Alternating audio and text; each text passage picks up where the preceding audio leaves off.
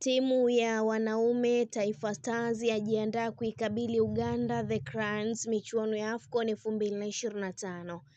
Kikosi cha timu ya soka ya Taifa Stars kinachoshiriki michuano ya AFCON 2025 huko Morocco kimefanya mazoezi yake ya mwisho kuelekea mechi yake ya leo Disemba 27 dhidi ya timu ya taifa ya Uganda The Cranes.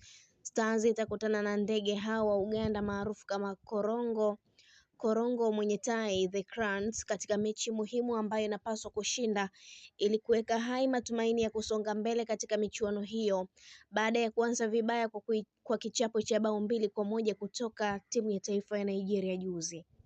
Timu ya taifa ya Uganda The Cranes nao hawajaanza vizuri michuano hiyo baada ya kuanza na kipigo cha mabao 3-1 kutoka kwa timu ya taifa ya Tunisia. Mazoezi ya Taifa Stars jana yamefanyika kwenye uwanja wa Academic Mohamed wa Sita Rabat, Morocco.